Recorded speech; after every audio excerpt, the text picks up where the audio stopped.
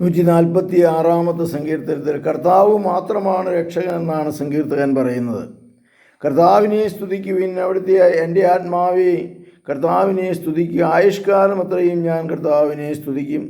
ജീവിതകാലം മുഴുവൻ ഞാൻ എൻ്റെ ദൈവത്തിന് കീർത്തനം പാടും. അപ്പോൾ ദൈവത്തിന് കീർത്തനം പാടുകയും ദൈവത്തെ സ്തുതിക്കുകയും ചെയ്യുന്ന സങ്കീർത്തകനെയാണ് നാം ഇവിടെ കാണുക.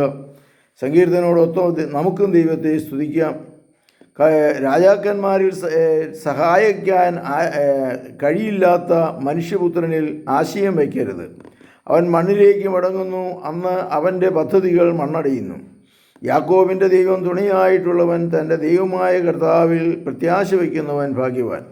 അവിടെ നിന്നാണ് ആകാശവും ഭൂമിയും സമുദ്രവും അവയിലുള്ള സമസ്തവും സൃഷ്ടിച്ചത്. അവിടെ എന്നേക്കും വിശ്വസ്തനാണ്. മർദ്ദിതർക്ക് അവിടുന്ന് നീതി നടത്തി കൊടുക്കുന്നു, വിശക്കുന്നവർക്ക് അവിടുന്ന് ആഹാരം നൽകുന്നു. കർത്താവ് ബന്ധിതരെ മോചിപ്പിക്കുന്നു, കർത്താവ് അന്ധരുടെ കണ്ണുകൾ തുറക്കുന്നു.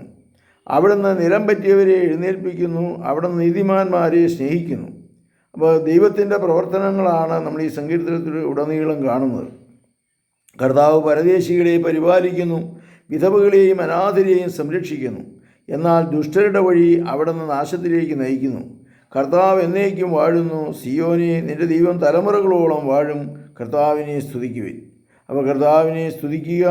കർത്താവ് മാത്രമാണ് നമ്മുടെ രക്ഷകൻ. നമുക്ക് ഏറ്റുപറയാം. കർത്താവ് ഈ വീഡിയോ കാണുന്ന ഓരോ മക്കളെയും അനുഗ്രഹിക്കണമേ. കർത്താവിനെ സ്തുതിക്കുവാനും അവിടുത്തെ അനുഗ്രഹം പ്രാപിപ്പിക്കുവാനും ഇവർക്ക് കൃപയരുളണമേ. നമ്മുടെ കർത്താവായ ഈശോമിശിഹായുടെ കൃപയും പിതാവായ ദൈവത്തിൻ്റെ സ്നേഹവും പരിശുദ്ധാത്മാവിൻ്റെ സംസർഗവും നിങ്ങളോടുകൂടി ഉണ്ടായിരിക്കട്ടെ, ഇപ്പോഴും എപ്പോഴും എന്നേക്കും. ആമേൻ. ഈശോമിശിഹായ്ക്കും സ്തുതിയായിരിക്കട്ടെ.